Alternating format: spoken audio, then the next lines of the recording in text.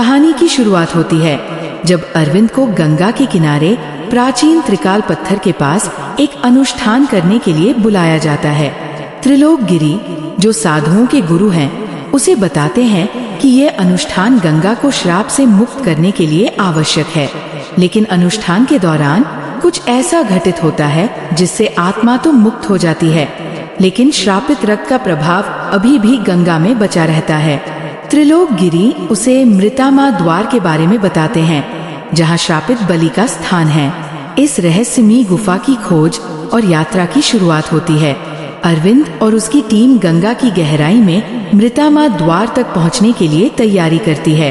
ये सफर आसान नहीं है, क्योंकि नदी में कई अदृश्य शक्तियां काम कर रही होती है। गंगा का पानी हर पूर्णिमा पर लाल हो जाता है और स्थानीय लोग इसे अपशकुन मानते हैं।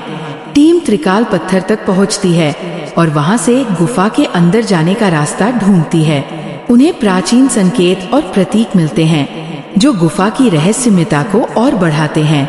गुफा के प्रवेश द्वार पर टीम को अजीब ठंडक और भयावह माहौल का सामना करना पड़ता है। दीवारों पर बलि और संघर्ष के चित्र बने होते हैं।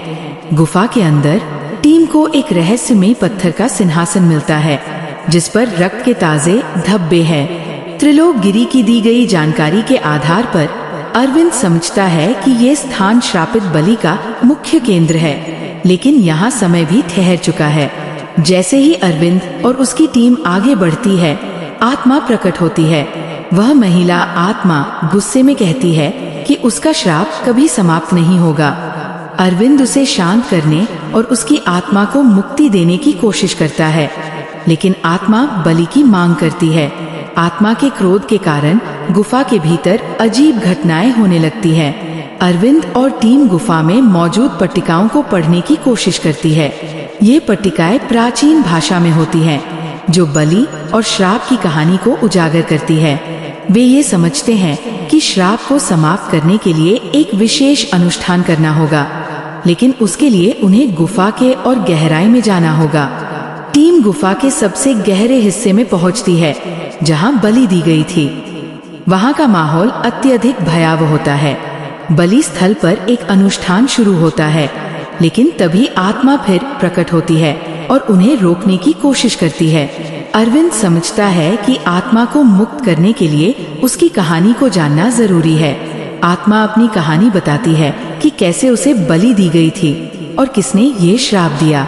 वह एक निर्दोष स्त्री थी, जिसे विश्वासघात का शिकार बनाकर मारा गया।